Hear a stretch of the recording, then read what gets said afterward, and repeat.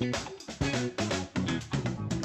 guys, good evening. Welcome to the Service Without Excuses podcast. We are glad to be with you here. I'm recording this on a Friday evening, and I truly have what I feel is an incredible guest on tonight. Incredible for many reasons. But first and foremost, before we get into that, I want to thank our sponsors, sotellus.com/robmlyon, ROBLYON, like the city in France, not like the king of the jungle, LYON.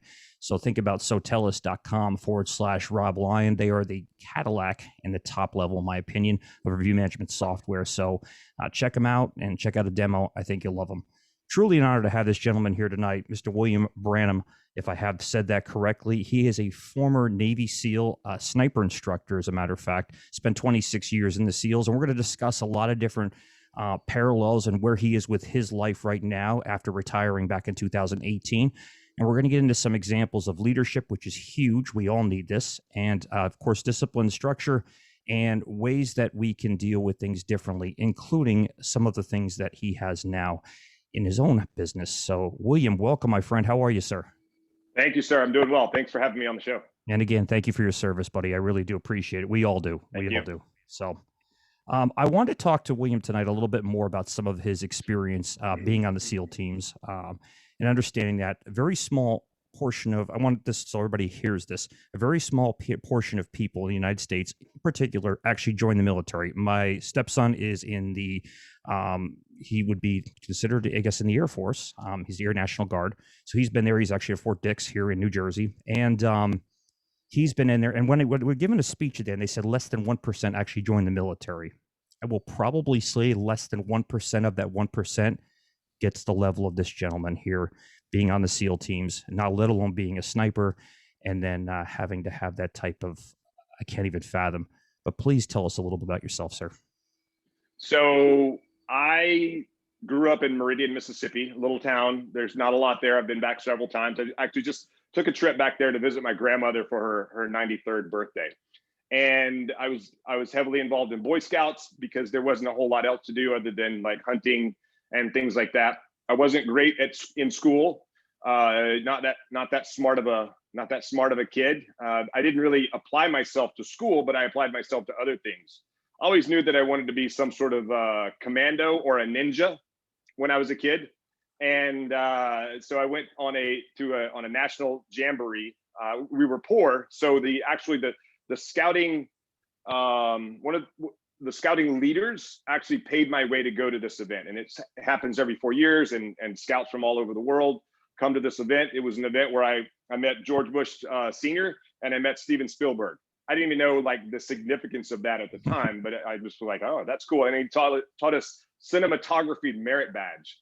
So I didn't take that, forward to do anything, cinematic, but I met someone cool and I watched some cool laser light shows.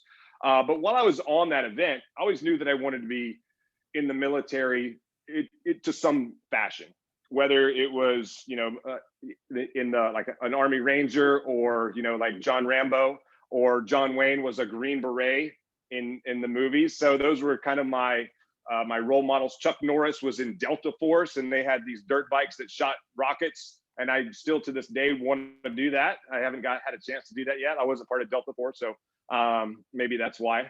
But I've worked with some of those guys. And so between my 11th and 12th grade of the summer between 11th and 12th grade of high school, the Navy recruiter called me and he was like, hey, have you ever thought about joining the Navy? And I was like, I'm from a Navy town and I don't really like the uniforms. I didn't like these kids that were, freshly in the Navy. They kind of act like idiots because they're just like they went to boot camp and they were like, immersed into discipline, and then they're going to like a technical school, and then they're like, I'm free, and so I can act a little bit like an idiot. So I didn't really like those people. I'm sure I was that same idiot after I graduated from boot camp and went to the technical school that I went to. But the reason that I chose to become a SEAL was because of the water aspect of it. I always knew I wanted to be in a small military unit, not like big army, big green machine or anything like that. And someone said that the SEAL teams, like there were no books or movies or internet or anything else like that back in the day. Not to say that I'm old. I'm still a very young man. I'm only 25 years old, at least in my heart. And so there wasn't a lot of information out there. I wanted to be a ninja and a commando. And someone said, well, the SEAL teams, they have they scuba dive, they jump out of airplanes, they shoot guns, they blow stuff up, they run around in the woods, in the jungle. And I'm like, that's what I want to do. I want like all the jungle-y stuff because I like playing capture the flag and hunting. And I wanted to shoot guns, I wanted to blow stuff up, and I wanted to be on a small elite team. And they said, the SEAL teams, that's where you want to be. I'm like, okay, check, sign me up. So Navy recruiter called me. He's like, have you ever thought about joining the Navy? I'm like, yes, I want to be a Navy SEAL and an F-14 pilot because Top Gun was out at that time also. And so, so I went down and to the recruiting office. They showed me this video on like really cheesy recruiting video for the SEAL teams. And like, these guys are the best of the best. So I'm like, okay, where do I sign? And then where do I fly F-14s also? And so they're like, you hold on, we got some stuff to do. So I joined the Navy basically the summer between 11th and 12th grade. And then I graduated high school. And then 4 weeks later, I was off to boot camp. And away I went. Absolutely. Started my journey. So where did you go from that standpoint? You said you wanted to be a SEAL. I don't know exactly how it works. I'd imagine you don't just walk in, you go through boot camp, and all of a sudden you go through SEAL training, but I could be completely wrong on that. It's not actually today it's close to that. But back then I had to have a Navy specific job. So my dad wanted me to get into electronics because he thought that was the future. He was right. So I chose to become a gunner's mate, which is, these are guys that work on big gun systems and big missile launching systems out in the fleet, out in these big gray ships that float around out in the ocean. And so that was one of the jobs that you could do to be a SEAL. There are some jobs you couldn't be a SEAL and some you could. And I chose that one because it had electronics and guns. Who doesn't love guns? So I found out very quickly that being a gunner's mate has almost nothing to do with guns. It's a 6-month course. It's all about hydraulics, electronics, and pneumatics. And so first of all, I went to boot camp. I took the SEAL screening test and I failed it the first time I took it. And so they say, okay, not a big deal. Get stronger, go to your A school, take the test again while you're in A school, and then you can get orders to go to SEAL training, to go to BUDS, Basic Underwater Demolition SEAL Training. And so this was up in the north of Chicago in the middle of winter. Oh. And I was like, dude, it's cold. And I don't like getting up early in the morning. And I'm a little bit, I know I'm in good shape. I know I can pass the test, but I'll take it later. I'll take it when it warms up. And so these were some tactical errors that I made about like not having the discipline that I needed to accomplish my goal. Then we had, I'm about 5 months into this 6-month school, and I was high enough in the class academically to go to another school, which I thought I'll go to this other school for 4 more months. I'll get in better shape, and then I'll go to SEAL training. I didn't talk to anyone about that. I just made that assumption on my own. So I chose these orders. I went to Virginia Beach, and there was a SEAL team right there. So I plenty of motivation, worked out every day, ran on the beach. And then about 2 months into this 4-month school, I say, hey, I want to go take the screening test to go to BUDS. And they're like, why? You're not going to BUDS. You took orders to this school, so you're going to go to this ship in Yokosuka, Japan. And so I was like, but what if I fail out of the school? They're like, well, you're still going to go to that ship in Yokosuka, Japan, because that's just the way the Navy works. So I graduated. I didn't fail out of the course. I'm not a quitter. I went to that ship in Yokosuka, Japan. I did my time, and then I called my detailer and said, hey, I want to put a package in to go to BUDS. And he's like, that's awesome, but I will not let you go because you're too critical to the Navy. You see, the Navy does not care about guys wanting to become SEALs. They care about doing jobs in the Navy, those big gray ships out there in the ocean. Right. Sea power is, the way that we control the world is really through the Navy. The Army's awesome, but if you control the ocean, you control supply chains, you control, harbor security, you control really everything. So the Navy cares about those big gray ships they did not care about me going to SEAL training. So the detailer said, you're too critical. I went and took the screening test again. I failed it a second time. I crushed everything. I beat everyone that was taking the screening test with me. I was the only one taking it to become a SEAL. Everyone else was taking it either to become a Navy diver or a Navy EOD guy. I beat them all on the swim, the push-ups, the pull-ups, the sit-ups, and I beat them all on the run. I'm wearing long pants and boots. They're all wearing shorts and tennis shoes. And I come in. What happened is I got a little cocky. I'm like, I crushed everyone. I'm the best. I'm the fastest or whatever. And I came across the finish line and the guy calls out my time. And I was like, what? That can't be right. I just beat everyone. I won, but really I failed. Everyone else passed their test. I failed mine because we have the highest standards in the SEAL teams. So I had to take it again. And this time I passed it with no problem. I'm like, I can't fail it again. But I submitted my package to the detailers so that I could go to Buds. But my detailer, I would call him about once a month and say, hey, can you release me to go to Buds? And they're like, sorry, you're too critical to the Navy. And I was like, but the reenlistment bonus is like $5,000 as a gunner's mate. And for the SEAL teams, it's $20,000. Like, that doesn't make sense to me. And he's like, you're too critical. You're not going to Buds. So I got letters of recommendation. I reached out to as many people as I could. I'm like, this is my goal. This is what I've always wanted to do. And again, like, the SEAL teams was not like sexy. No one really knew a whole lot about it. And finally, the chief of naval operations, who's the most senior guy in the Navy. The only people who are more senior to him is the Secretary of Defense and the President of the United States. He came to my little ship in Yokosuka, Japan, and had, CNOs call. He was like, does anyone have any questions? I raised my hand. I said, I joined the Navy to be a SEAL. I think I deserve a chance to go. My detailer won't let me. Will you let me go? And he was like, you're right. You'll be. At first, he turns to my commanding officer and he says, is he a good guy? And he was like, yeah, he was the sailor of the quarter this quarter. He's like, check, you'll be in the first class after your PRD, which is planned rotational date, which was like 6 weeks later.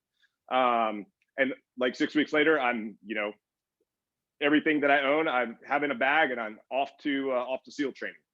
So I get to SEAL training. SEAL training is 6 months long, and it takes me a short 13 months to get through that block of training because I didn't prepare myself before I showed up. I had some injuries, some broken bones, some other stuff that we still don't know what was wrong with me.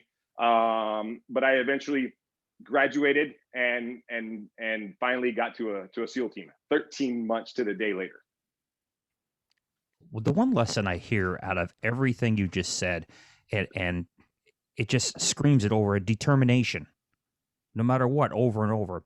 And when you're talking about the military, I've heard this more than once. The military does not ask for permission. Wherever they want you to go, they're gonna put you. They don't care. They're you called want orders. this. They're not called invitations. Yeah. No, exactly. So, you don't have to, it's the same thing with a corporation. A corporation is going to look at this and say, if you work for a large company, you're too important over here. We can't put you over in the marketing department or in the logistical department because you're too important to us over here. And at the end of the day, you just want to be where you want to be. You want a job, or you want a career, or something that makes you successful, that makes you happy, makes you want to be part of it and fulfilling. And your whole talk of being driven to say, this is the goal. This is where I want to be. This is the outcome. I know I want it. I know I can do it. Come hell or high water, this shit's going to happen. No question about it. And that's what I really respect. Now I'm going to get past that and say, I've understood from what I've heard, and again, you could tell me yes or no, that is the hardest goddamn thing you ever go through in your entire life is Buds training. Was that, or did it get worse? I would argue that sniper school was just as hard as Buds, just in a different way. Okay. People talk about Hell Week is this week in Buds where you don't sleep. They let you sleep for about three hours or so, which was actually terrible. I didn't want to sleep. And waking up from that sleep was one of the worst days of my life. Like, waking up and they're like, where is everyone? Get out. You're not supposed to sleep, because we were going from like Sunday night. Actually, it started Saturday night because there was the fire alarm in the barracks kept going off. So you couldn't really sleep. You had to go outside while the thing is still ringing. It went off like 4 times that Saturday night into Sunday morning. Sunday morning, you're prepping, getting everything ready to go for Hell Week to start off on Sunday night. And so we went nonstop until about Wednesday night at about 4:00 in the morning, I think. And they're like, all right, go get they had these big tents set up on the beach with your wetsuit in there and everything. You never wore a wetsuit during Hell Week. Go in there and lay down on your rack, on your cot, and do not fall asleep. Are you kidding me? I haven't slept in 4 days, maybe 5 at this point. And so I'm like, tried very, very hard to like stay awake. And then, we fell asleep, and I think they let us sleep for a couple hours.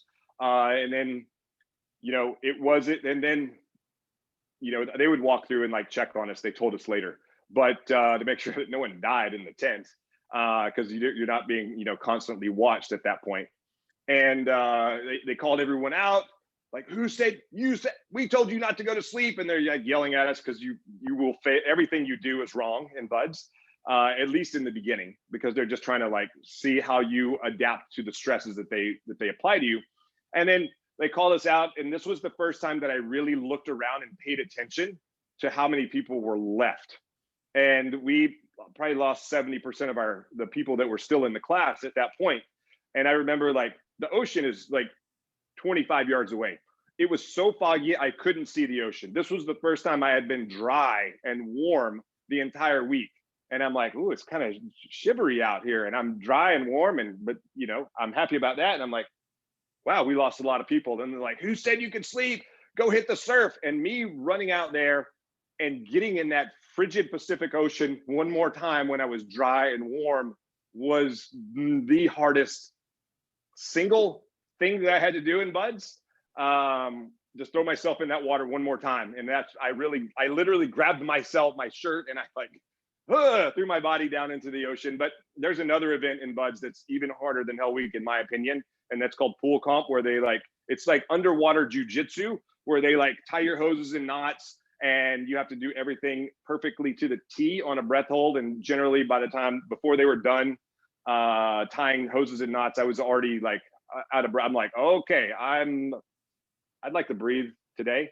And so that was another event that I failed the first time I did it, and then I passed it the second time, just because I didn't go through the procedures properly. Like they're very strict on attention to detail, especially underwater. So it is very difficult, but it's totally attainable. All you have to do is want it. You just have to have the desire, and you just go execute it. One event at a time. I would think mindset has a lot to do with it. Obviously, you have to be physically fit. You have to have the physical toughness to pull something off. But I would imagine mentally, you have to be just as tough. You have to be persistent and say, listen, you got to be stubborn. I mean, without a doubt, beyond stubborn to just say.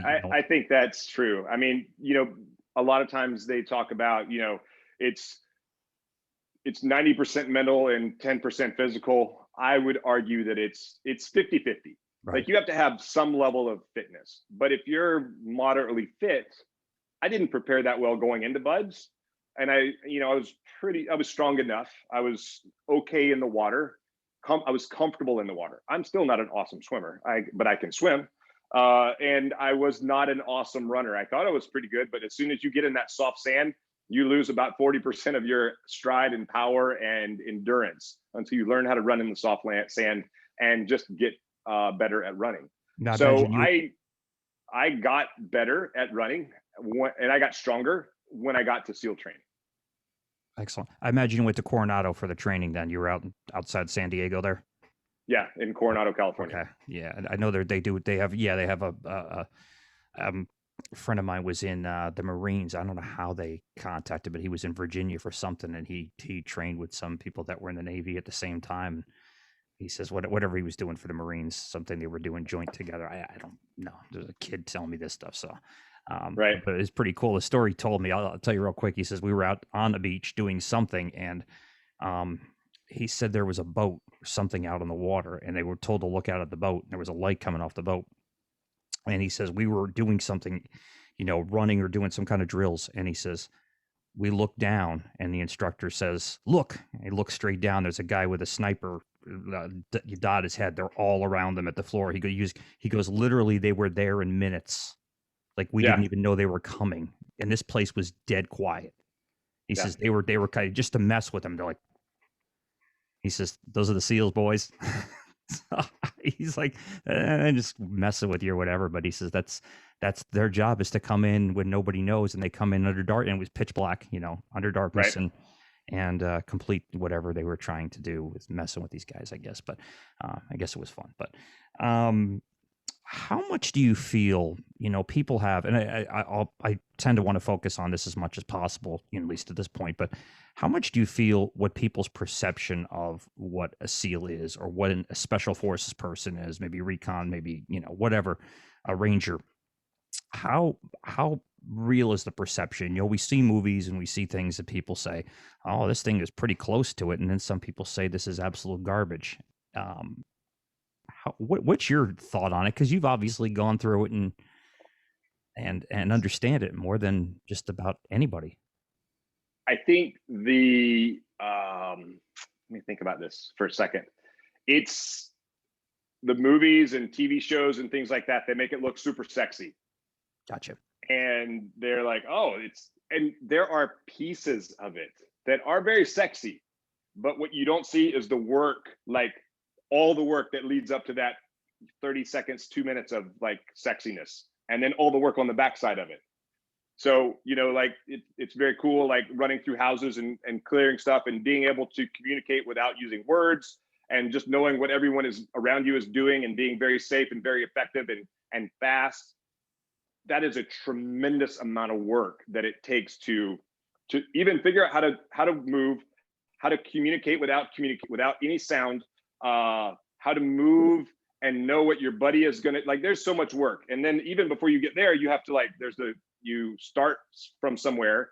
Maybe you're taking a helicopter in, maybe you're driving in, and then you park, and then you get out and you walk another like 1.5 miles or 3 miles or 8 miles. You go coming over a mountain, and then you're pretty much exhausted by the time you get where you're going, and then you have to do the action, very violently, and then you have to leave.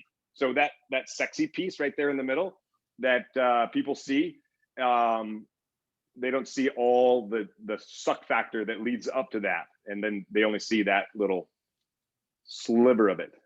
That's where I was kind of going with you. Obviously, I'm sure you've seen the movie The Sniper with Chris Kyle, and it kind of put up an idea of the amount of discipline that a sniper would need to just sit there, and I don't know if it's true or not move for long periods of time. I'd imagine it's probably something you need to do at times without even being noticed, because you're trying to hide and obviously not be seen by anybody.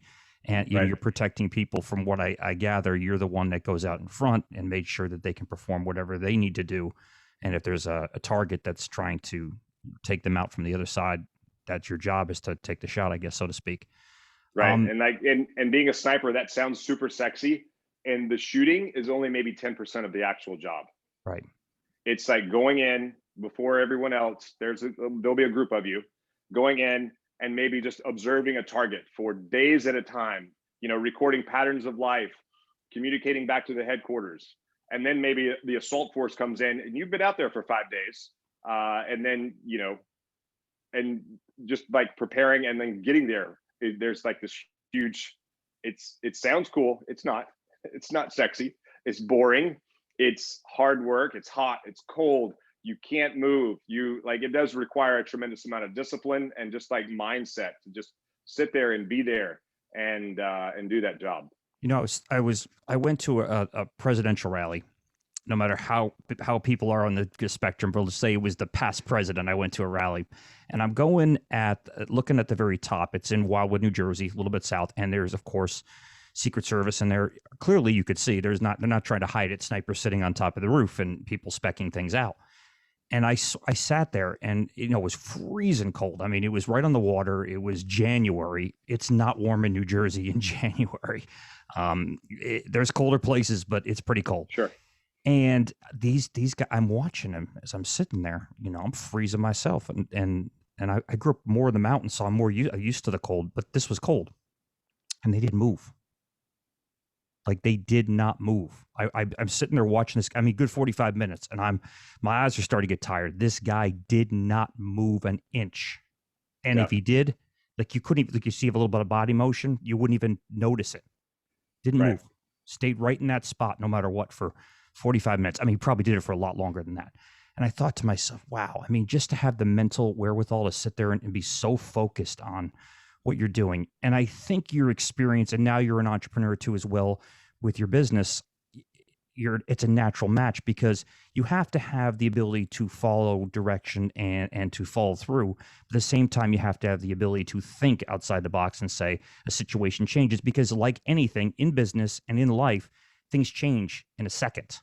Things change in a second. And if you're able to sit there and look at it and go, okay, I have to be able to go with that. I have to be able to run with that. I have to be able to say, okay, this is was not in the plans, but fuck it, that's just the way it is. We've got to be able to go. I would imagine that would be tremendous. As an entrepreneur, I had good training. I worked for other companies for 17 years, and I had all the training. Nothing like yours, but mine was more the training on the business side of it, understanding it. And when I opened my own business, the one thing I didn't know how to do was, frankly, start a business. I knew how to run somebody else's business, but I didn't have the training to do that. And I think a lot of entrepreneurs may have come from that. Either they come from the side where they just said one day, screw it, I'm going to hang up my shingle and this is going to be my business. And other entrepreneurs are like, I have to get the training. I have to get either an education or I have to get a real world education, which to me is a lot more tangible than getting a 4-year degree, is to learn from the school of hard knocks, which means you're going to fuck it up a few times before it comes back and you're going to figure it out. I would think that, these lessons that you're talking about and the level of discipline and structure and training and fortitude and just, going with it would be just such a huge thing to an entrepreneur. I think some of the lessons that you're talking about here can be beneficial to that. Speaking of that, what are some things that you learned being in the SEAL teams, being part of that you've been able to take into entrepreneurship, or things that you feel other entrepreneurs can learn from? So first of all, they didn't teach us how to run a business in the SEAL teams. The military doesn't teach you anything about business. As a matter of fact, I handled budgets and inventories and supply chain and all sorts of other stuff, but they never told me how to sell something. I figured out later on that, anytime we were doing a mission, we had to sell the mission. Like, this is how we're going to do it. This is how we mitigate risk. This is how we do all those other things to achieve mission success. But I wasn't like business focused on like running a business, because quite honestly, the military does not do a very good job of handling budgets or things like that.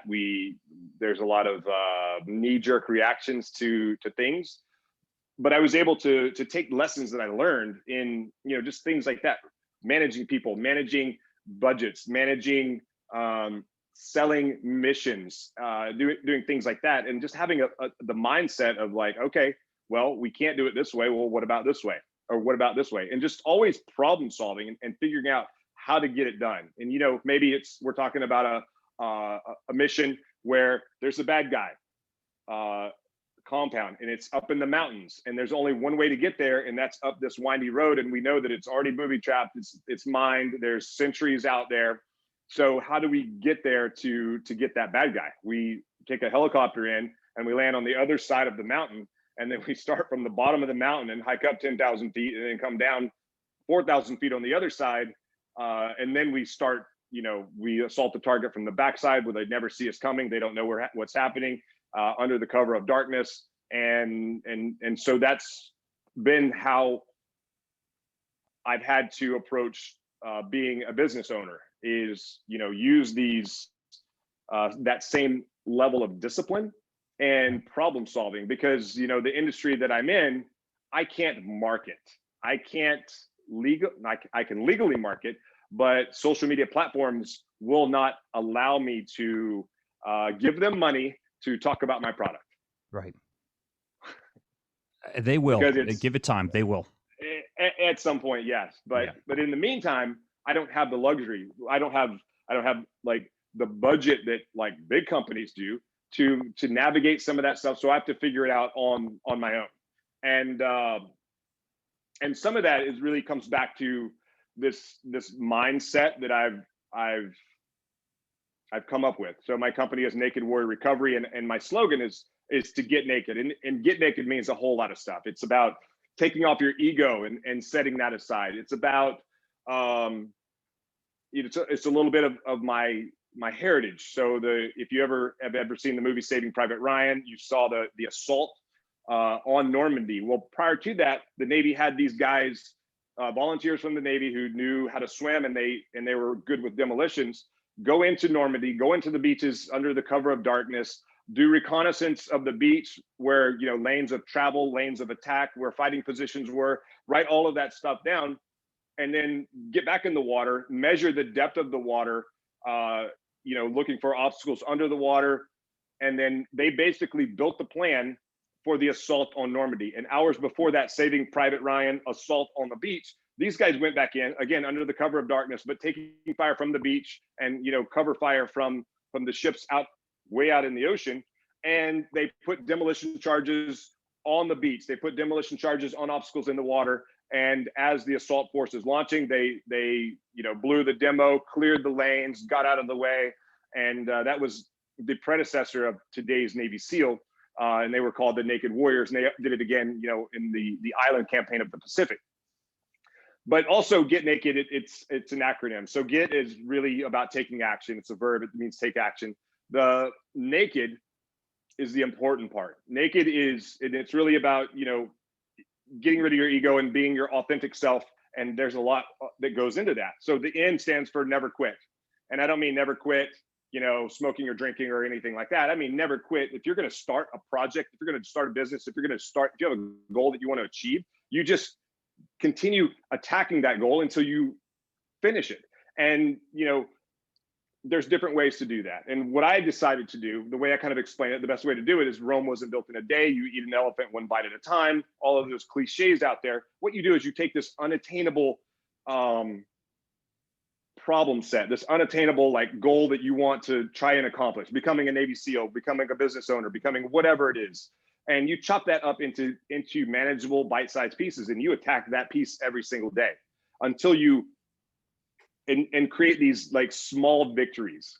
So every time you finish one of those bite-sized pieces, you move to the next one. So you have a definitive stop and a definitive start. Because in SEAL training, it's divided up into days of the week. Each day is divided up into 5 or 6 or 7 different events. You start off with you might have morning PT at 5 a.m. And then you go from there, you go to breakfast. And then from there, you go to the pool. And from there, you go do something else. And then you go do the O course. And then you go to lunch. And then you go somewhere else. But the day is broken up into pieces. And all you got to do is get through that one piece. And then you get to the next piece. And you just build on that. And so if you just never quit on each one of those pieces, you will get to your final destination at some point. Again, it took me 13 months to get through 6 months of training.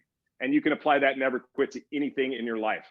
The A is accept failure, because failure is the foundation of success. You have Michael Jordan's missed more than 3,000 shots in his career. Elon Musk, Steve Jobs, they were both fired as CEOs of companies that they've started. So failure is this foundation. If you take failure and you just stack it on top of each failure on top of the next, whatever that obstacle is in front of you, you stack enough failures, you're going to hop right over that obstacle, and then you'll have success. So you just accept those failures. Yep, it happened. I learned from it, and now we're going on for the next for the next obstacle, and there'll be failures there until you have success. So you accept failure. The K is to kill mediocrity, because we have this world of social media, YouTube, video games, and we've just sort of become mediocre in our life and in our expectations. We don't really want to challenge ourselves anymore, and so we become mediocre. And you could argue, you can make a political argument there as well.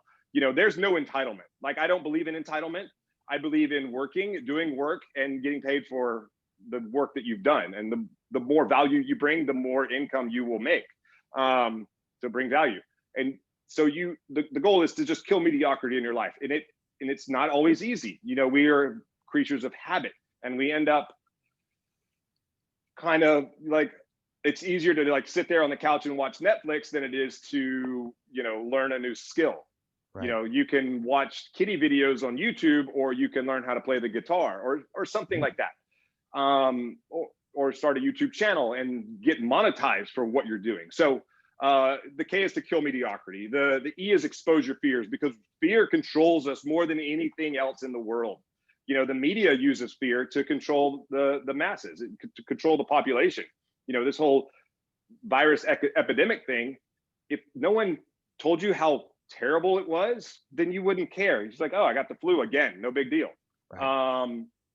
But we also have these other fears that are, stuck in the back of our mind. They're in these deep, dark places that we don't want to look, we don't want to think about it, but they come out and they control us when we don't want them to. And so they like that darkness. They like to not be recognized. And so when you reach back there and you pull those fears out, let's just say you write them down, like, this is bugging me, and you write this down. I'm afraid of this. And that takes a tremendous amount of courage. And I had a lot of fears that were running around in the back of my mind, and they were controlling me. And it took a lot of courage for me to actually pull those out and like even admit that I had this fear to myself, just like the admission of like fear, like, this is bothering me. Once I like pulled it out, I didn't talk to anyone about it. I just had to do it up here, pull it from the back to the front. And then if you write it down, now you've completely exposed it. So a friend of mine says that fear does not exist on paper. And it's true. You have whatever, something's bugging you, you write it down and you read it and you're like, that's not a big deal. And so you've now exposed that fear. You control the fear no longer controls you. And the D is to do the work, because it's all work. We can't just sit around our lives being mediocre and not doing anything, just expecting a free handout or whatever. You have to do work. You have to lean forward if you want to accomplish anything. And that's really what Getting Naked is. It's being authentic. It's doing work. It's killing mediocrity. It's never quitting. It's exposing your fears and controlling your life, and not let life control you. Absolutely. I have a little book sitting over here, a guy named Brian Tracy, which to me was a business mentor. And he talks in the book, not this one in particular, but he has Master Strategies, which is a great book, great business. It's actually on audio or CD, or you can get Audible, I guess, now. And he talks about, he chooses not to participate in drama. When you talk about things that are outside influences that tell you how you want to run your life and how you want to live your life and how you should fear this and fear that. And he just basically said, shut it off. You make the decision. I mean, if I hear the news one day talking about this and this and this, and I'm like, I don't believe any of you. How's that? So right. I'm not going to get involved. I'm not putting my head in the sand. I'm not stupid. I don't want to be, blind if something goes terribly wrong. But at the same time, I don't need somebody trying to influence me. I have a brain enough to say, okay, that doesn't make any sense. When talking about something, a business mentor also, and I have a lot of his books and stuff, his name is Jay Abraham. And I suggest, if you've never heard of him yourself, listen to this gentleman. He is a business, and he always talks about strategy over tactics. That was his big thing. And he talks about, obviously if you don't plan for something, you don't put a strategy in place, and you try to implement something without planning it, without thinking about it, without putting something down at least on paper, and then of course doing some kind of mock execution of what you're going to do, how do you plan to succeed? A lot of people just go out there and they shoot. An example of this, and I use it in, SEO marketing and stuff like that too as well. And you can relate to this yourself a lot, being a sniper. There are two major guns people think of. They think of shotguns and they think of a rifle. Well, shotgun and a rifle will both cause maximum damage, but they're only one that has got a much higher rate of taking you out than the other one. Shotgun is a scattered shot. So if you take a bunch of shots and you just say, hey, I'm just going to throw a bunch of stuff on the wall, or I'm going to take a scattered shot and see wherever the bullets seem to hit, maybe it'll hit the target, maybe it won't, maybe it'll make a mess somewhere, but maybe not where I intended it to make that mess that I needed it to make, or make an impact, rather, of where I need to make. The rifle, however, is very strategic, and growing up around guns myself as a kid, the rifle was much more impactful because it was very strategic. You shot it. I think a lot of people look at things and they say, I'm going to take the shotgun approach. I'm going to hit everybody all at once with all of the stuff that I have and everything that I offer, and they're going to love me, and that's awesome. But they don't think about the rifle approach to saying, you know what, if I pick my target and hit the target exactly where I want it, won't I have more of an impact? And I talk about this in social media. People do SEO campaigns and they just say, I'm going to hit my entire market with all of this SEO. This is going to be great. You know, everybody's going to see it. And the problem is, isn't really strategic. In my business, I have a service business here in New Jersey. When I do SEO, I said, I'm going to go to this town, make a maximum impact on that town with people seeing the search words and the content that I'll put out. And then I'm going to go to the next town. And then I'm going to go to the next town. And I'm going to the next town. I'm not going to hit 5 towns at once. I'm going to finish what I started in town 1 before I move to the next town. And think about that. That's sort of like a battlefield plan, because you're not going to go and just try and take over an entire country. I wouldn't imagine if you're over there and we're invading another country, they're going to do it by, let's just hit everything all at once. I've never seen it, and I can't see them ever doing anything like that because there's no strategy to that. And people do that in business a lot. They just say, I'm going to hit everybody. But it really doesn't make any sense, because if you're all things to everybody, you're nothing to anybody. Right. I mean, if you look at like the biggest companies out there, the most successful companies out there, let's just use Amazon for starters. It started off as a book company out of a garage, and now it's grown into this behemoth thing. But you know, they started somewhere and they focused only on books. They weren't worrying about being part of Whole Foods or anything else. They were going to be the best book company supplier in the world, and so they focused on books. And then grew from there. But yeah, you're exactly right. So we have, you know, we have had to do missions where we ended up calling it a block party. So we go in and we think we know right where the target is, and we go and we take that house out. Okay, well, he wasn't there. Maybe he's over there, and we end up taking over a complete city block. You know, it's incredibly exhausting, and maybe eventually find the guy, or maybe not find him at all. You know, based on what the intel is that we're using.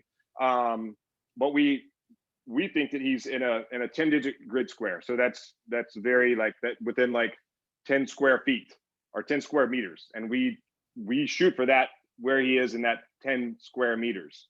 And oftentimes he's not there, but then we make a plan and we transition out and we get bigger. But we're very strategic in how we do it. Okay, where does the intel say that he is now? Okay, maybe he's over there. So we go that way. We don't go like, you know, start in the middle and shoot out. We very strategically look for where the target is. But you talked about kind of mission planning and kind of writing your plan down.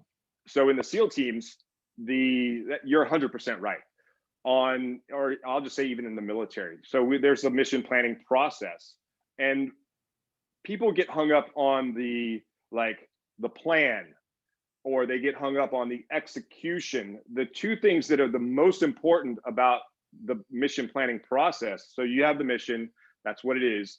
You have the plan, that's what each person does. And then you have the execution. But between the plan and the execution, there's something that we call rock drills or a dirt dive. And that's where you go and you practice the plan. You don't practice like the actions on the objective. You don't practice driving somewhere. We already know how to do all of that stuff. You practice the transitions. You practice how we get out of a vehicle, or get into a helicopter, or get out of the helicopter. Where does everyone go when we're done with the mission? The transition back into vehicles, or back onto a boat, or back into. This is where like the plan, like the execution falls apart. It's mundane. No one likes to do it. It's the super unsexy part of doing the operation. But the difference between professionals and people who are super successful and the people who are not, even in the SEAL teams, it's the people who practice those transitions are the ones that are the most successful. And because it doesn't matter what happens, you've gone over contingencies and things like that, and you know what to do when that contingency happens. Just getting a head count is like the most complicated thing to do, but it's the most important thing to do. It seems simple and mundane, but you can't leave the target until you have all the people back, in the vehicle, and it's time to go, or back in the same room in order to like go get in the vehicles. So it's those details, those attention to detail that's the most critical to the mission planning. And then the other piece of the mission planning process is the after action report. And that's where you bring all your lessons learned back and you incorporate them into the next mission and into the next block of training and things like that. very, very businesslike. It really comes down to it. I mean, like I said, they don't intend to be, but they are. Everything you've said here in this entire recording of the podcast has been a business lesson.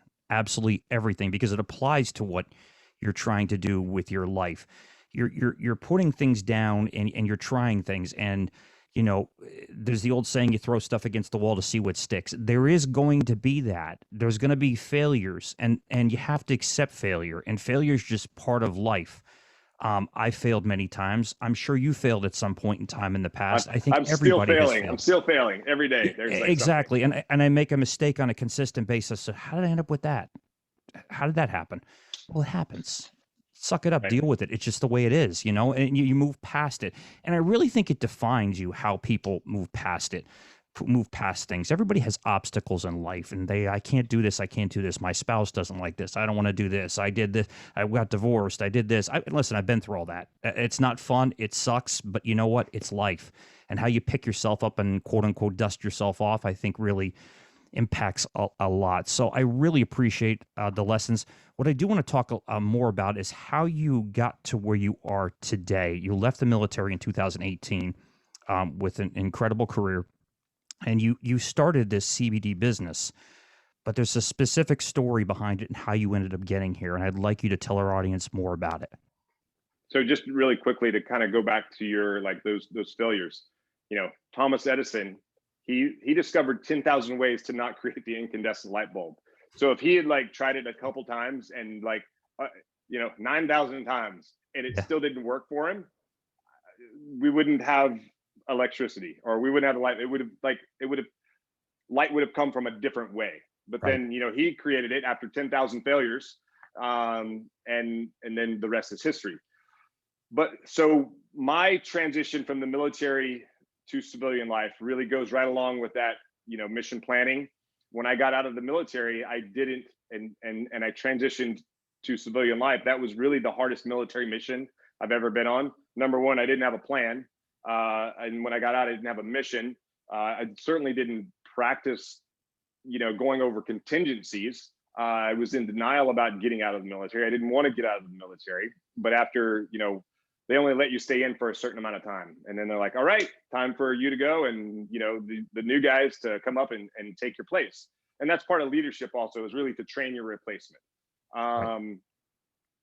But I have baggage, 26 years of service. I have toxic relationships. I got other issues going on. So I have a lot of baggage. I don't call it PTSD. I call it baggage, because some of it is like people put their shit on you, and you end up carrying it around. And so I was doing that. And what I was doing was I was using pharmaceuticals and a ton of alcohol to quiet the noise in my head, because I had a hard time sleeping. I had a hard time, turning off that negative self-talk.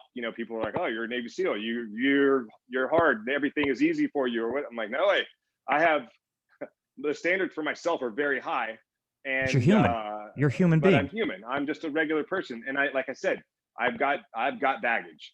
And I know that we all have baggage. And so I was not smart about how I was doing it. And I'm much more open now about talking about things than I used to be. I would never display any sort of weakness, because I was afraid of being eaten by the incredible high performers that I was around. And then one day, someone that I looked up to and I respected showed a little bit of vulnerability, and I was like, and no one ate him, no one went after blood.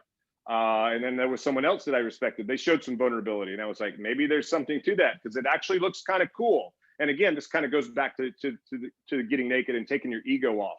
And so I knew that CBD could be something for me, but I didn't, I was still in the military, that wasn't going to go down that road. And so I got out of the military, and then still a year later, I still hadn't tried it. I was just drinking myself to sleep every night.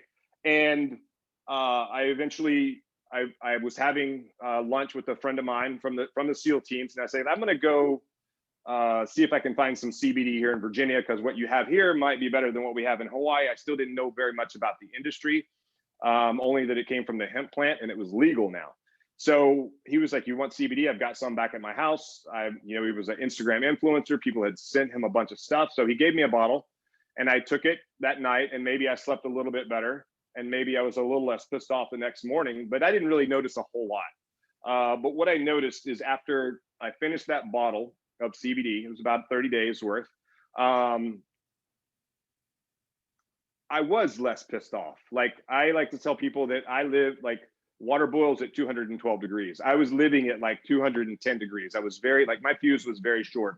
It didn't take a lot to like put me into like super bad mood, super bad mindset. Like, I'm just driving and I'm just like pissed off and like having arguments with myself. And about things that aren't even happening, but that's the fear that's back there that I'm arguing with myself about. And so, but what I noticed is I started at like 210 degrees, and over like a 30-day-ish period, I went from like 210 to 205 to 200 to 190, maybe I was 180. I noticed that my fuse was longer. Not significantly, but it was definitely longer, and things didn't bother me as much as they used to. And then after 26 years, I got a lot of injuries, I got a lot of pains and aches and things like that. Like I said earlier, I'm only 25 years old, at least what I think I am. But my body tells me differently. And so those pains, although they're not gone, they just hurt less. Like, some of the pains are very sharp and stabbing pains. They ended up being more dull pains. So, and then, I ran out of that bottle, and then things started coming back. And so I tried a different brand, and I had very similar results. Then I was at a business conference. I was very interested in the CBD industry. Really, I wanted a company to hire me so that I could learn from them. And I met a girl who had a CBD company at this business summit. And I was like, hey, I'm interested in CBD. And she was like, so do you want to do A to B, B to B, B to C? And I'm like, I want CBD. I don't know what you're saying to me. Like, I didn't know, that whole Right. piece of it. And so she explained it to me, and she was like, and I was trying to get her to hire me. And she's like, why don't you just start your own CBD company? And I was like, I don't know how to do that. And then she was like, you're a Navy SEAL. You can figure it out. And I'm like, okay, check, fine. All right. So she called me out and told me to put my purse down and stop being a sissy. And so I did. I stopped feeling sorry for myself, and I started researching. And what I found out is most of the CBD out there is probably not good. So the FDA, what I mean by that is the FDA has gone out and they've done tons of spot checks, and they found that about 75% of all CBD companies out there, they either don't have the CBD they say they have in them. They have high levels of THC, like above the legal limit. Right. They have high levels of heavy metals, arsenic, lead, mercury, things like that. It's because hemp is a solvents, because of the way that they extracted the CBD from the oil. And it's because hemp is a bioaccumulator, which means it pulls all the good stuff out of the soil, but it also pulls all the bad stuff out of the soil. It's such a powerful bioaccumulator. They're using hemp at Chernobyl to clean the radiation out of the soil so they can go back and repopulate that area one day. So the FDA has gone out and they've found, they're like, it's legal, but you should probably be very careful about what you're doing. And so I found all of this out while I was researching how to start a CBD company and things like that. And so what I did is I just started researching suppliers, like supply chain of the company, like what's their processes, where are their farms, what are their practices, things like that. And so I went and found the highest quality suppliers in the industry. I still look today. I have very good suppliers right now. And I still look, and I haven't found anyone better yet. If they are out there, I will find them because I want to sell the highest quality product, because it's like, if you're putting something in your body for medicinal purposes, you don't want to be putting a bunch of poisons in your body. Right. And so CBD helped me. It helped me. Like, it was a modality. It's not, it's not a magic pill by any way of the imagination. But what it does, it's like and I can go deeper down the CBD route if you want, but it was a modality that helped me, and it has been a modality that's helped other people. So I want to bring it to help as many people as I possibly can. Some of it, is a modality, and some of it is mindset, and it's working on mindset as well. But for sure, it's helped me like with physical pains. It's helped me with stress and anxiety. It helps me get better sleep at night now. So that's what CBD has done for me. I'm not a medical expert. I can't make medical claims, but it has helped me in really great ways. Enough that I started my own company. So The limited amount I've actually heard about CBD is either you get, I mean, I hate to sound like, they pacify you, the credible, the type of, you talk about drugs and the quality of drugs. I won't put that in the same right, scenario, but you are looking at a better quality product yields a better result. Entrepreneurs, business people put a ton of pressure, for the most part, on themselves. And they deal with a lot of stress and pressure. If you're an entrepreneur, my wife is not an entrepreneur. For her to understand what a typical entrepreneur has to go through, that they can't stop. They got, they're like, you're in business for yourself. No, you went from one boss to hundreds of bosses. So it's right, completely different. right. And having that point of saying, okay, I have to have so much profitability, I have to do this, I have to stay, I have to cutting edge, I have to reinvest in my stuff, I have to make sure marketing is at the forefront, I got to figure out what marketing is working right now, what's this, I got to get feedback from my customers, I got to get reviews, I got to get, there's so many variables to it that an entrepreneur's brain doesn't shut off. My brain does not shut off, much like you. Never. It never shuts off. I have to take things to like sleeping pills to shut down because my brain is not capable of it. At 2:00 in the morning, I'll get there and I'll start typing something. I wrote my whole book at 2:00 in the morning that I've just finished.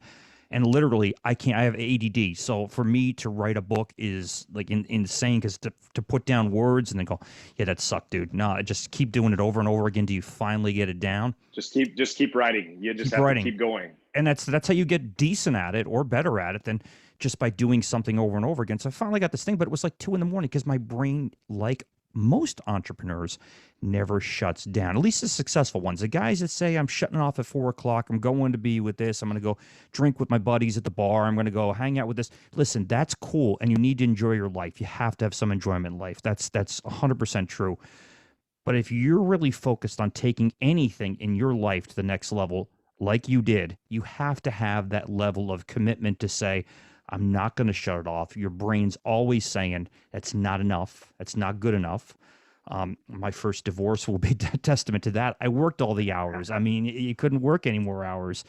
Right. That you're constantly going in on a Sunday. Oh, no, wait, I got to work on this. I got to work on this. So I got this project going. I got this. You do have to shut it down at some point. And the creativity comes out of those shutdown points. Right.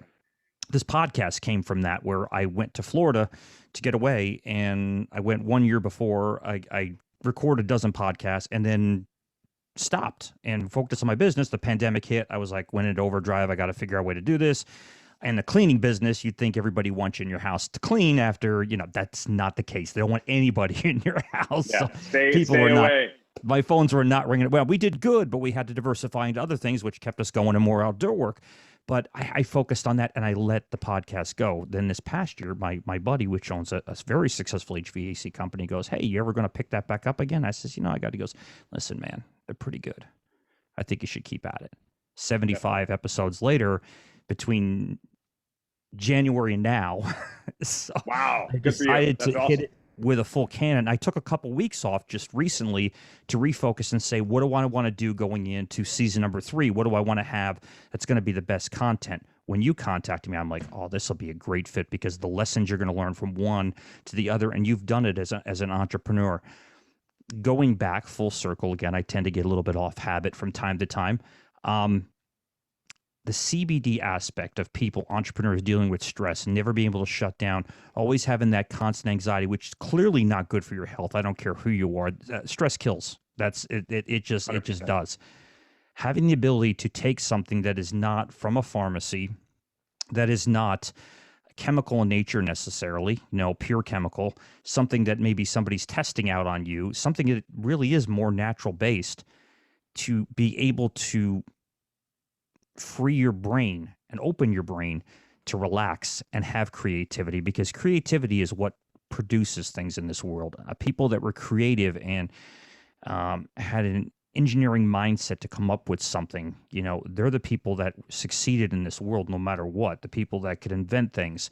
Well, they had to have that ability to stop and think. When you're constantly going around on a rabbit wheel over and over and over again, you can't think. You're in the logistical aspects. You're not in the aspect of creativity.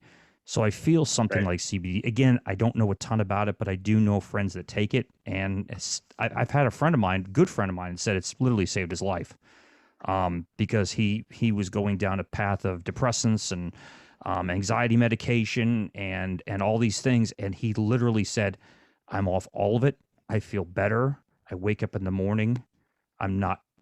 I don't feel like the entire wind's been sucked out of me, and I have the ability now to start a new day with a new breath going, and I'm Right. going." And so for him, CBD, like me, it's a modality. It's not the cure. It helped change something in his mind, in his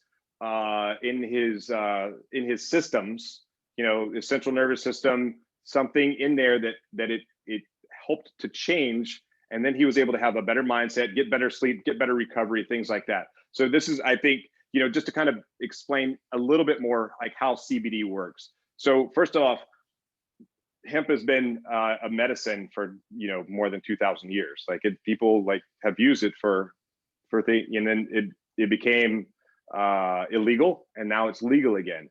But no one really understood how it worked, and so back in the early 90s, there were some scientists. Medical marijuana started becoming a thing again, or becoming like legal, and so the scientists wanted to figure out like how THC was working in the body. Like, how was it helping with cancer patients and people like that? And so what they did is they took a radioactive isotope, put it on a THC molecule, and put it inside a human body. And they watched what it did and how it affected things. And from that, they found that there was this whole entire system in the body that no one knew anything about.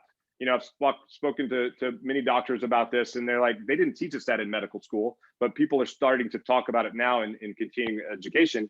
And it's called the endocannabinoid system. And it's named after, sort of the cannabis molecules. And what they also found is that your body creates endogenous cannabinoids. So you make natural cannabinoids that actually feed that endocannabinoid system. One of the molecules that you create is called anandamide. It's associated with the runner's high. So it helps with the upregulation of serotonin, and it makes you feel good. It's actually very closely related to THC. But these endogenous cannabinoids feed your endocannabinoid system. So and your endocannabinoid system is connected to your respiratory system, your digestive system, your central nervous system, your immune system. It's connected to every system in your body. So if one gets out of whack, it can help pull everything else out of whack. And so what CBD does, it's like a super multivitamin for your endocannabinoid system. So it goes in and it feeds, these the endocannabinoid system. So if your body's not creating enough cannabinoids, it helps pull it back into homeostasis and and helps your body kind of heal itself, rather than, it doesn't cure anything for anyone. It's just a supplement, like vitamin C and zinc and vitamin D and things like that. It's just a supplement that you take, and it helps your body work more efficiently. It helps your body heal itself. And that's why people are able to get better sleep.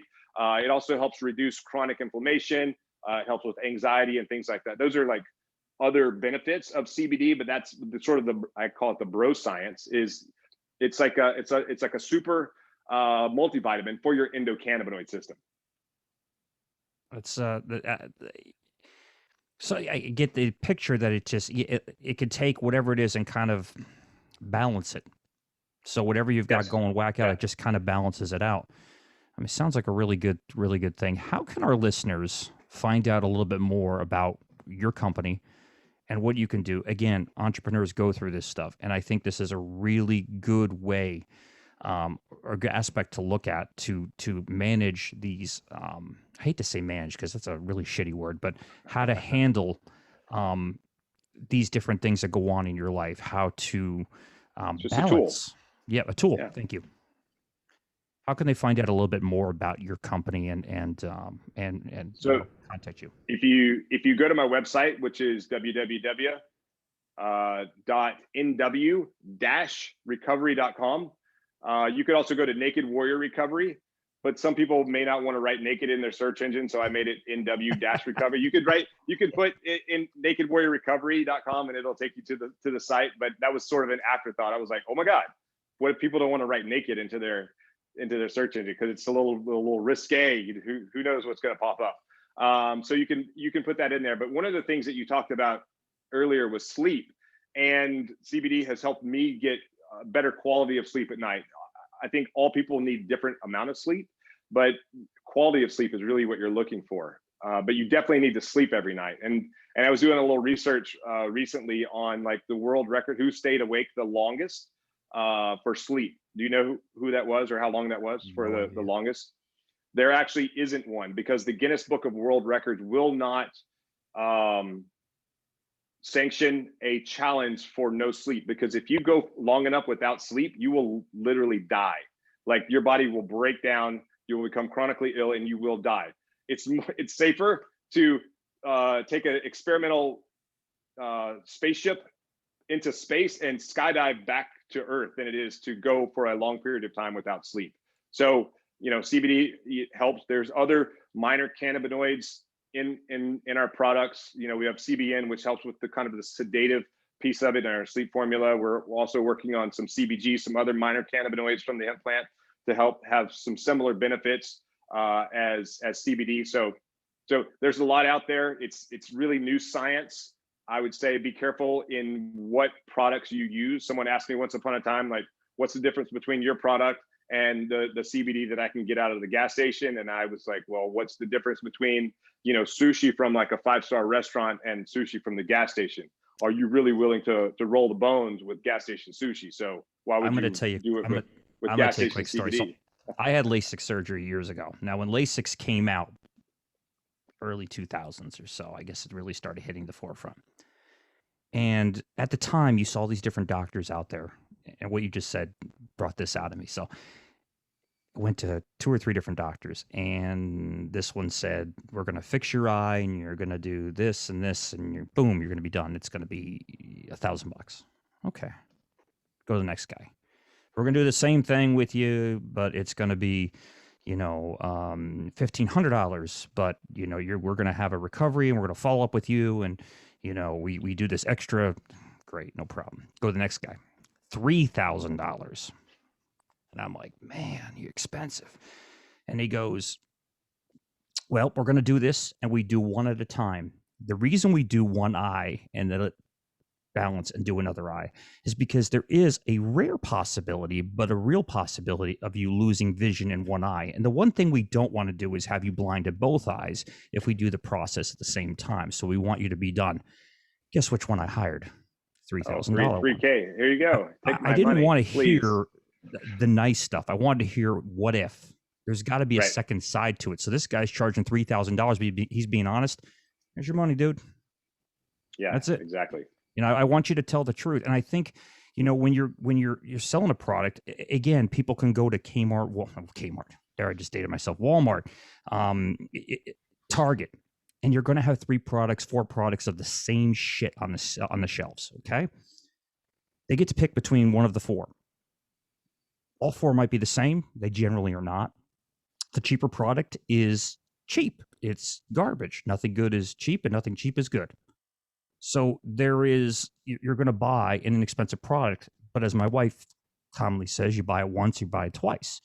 Buy the cheap product, it's probably going to not work. And that would be a good day if it didn't work. It might actually work adversely against you by buying the shitty product.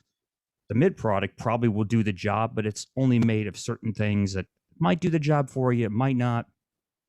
Who knows? Top level product has brand recognition. It could be just as good as the second product, but it's got brand recognition behind it. Chances are, though, with the Thai brand recognition, what I have found is they don't want to look stupid. So if they're having a top level product and it's a pristine product and it's the most expensive product, they have too much to lose by selling you a shitty product. So they're going to give you a good product, I would imagine.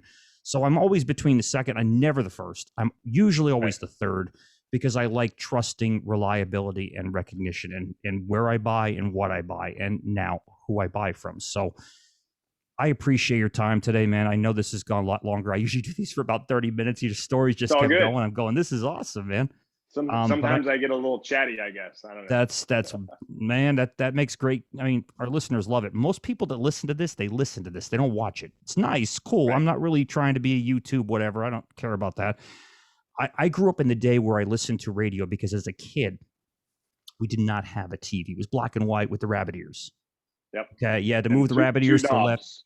Stand there, Rob, stand there, hold this thing while you're holding on to the metal.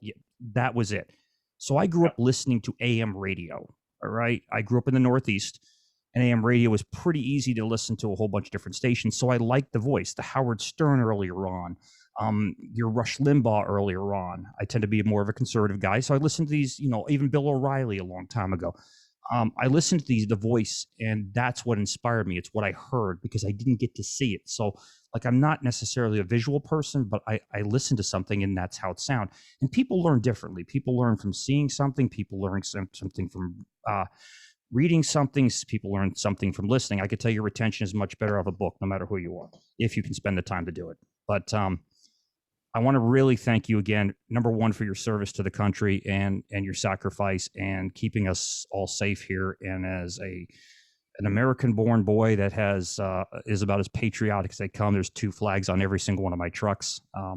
Thank you, first and foremost, for what you've done and those that have sacrificed like you and beyond. So I appreciate you personally, and I will make sure all the notes here are in the show notes in the blog that I'll write afterwards, and of course on the YouTube channel. So it's been an honor to have you here, and thank you very much for your time. Awesome. I appreciate you being on. And if I could, I would like to give a discount code to your listeners, whoever's listening to this, that'd be and they're great. interested. And I think, and we can make it up right now. I mean, we can make it Lyon 20, LYON 20. Okay. And they'll save 20% off of if they decide to go to the website and purchase something. So well, that's very generous of you, and certainly not needed. I think just the benefit of this, helping people and you using this personally, your personal experience with it. Like you said, everybody goes through different things, but you've had a lot of things you've obviously had to overcome in life.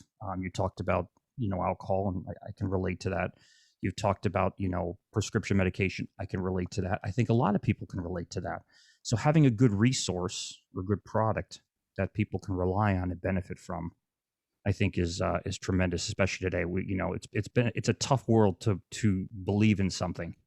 And when you find something you can believe in, just like a contractor or whatever, when you find somebody you really like or wherever you're getting a product from, you stay with that because that works. Like you said before, you found the best source for what you needed.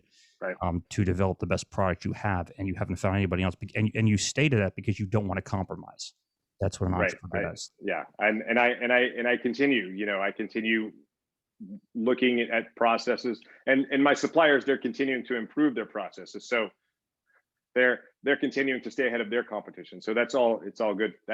It's win-win for all of us. So absolutely. Well, thank you again, sir. I appreciate it. Yes, sir. Thank you. You got it.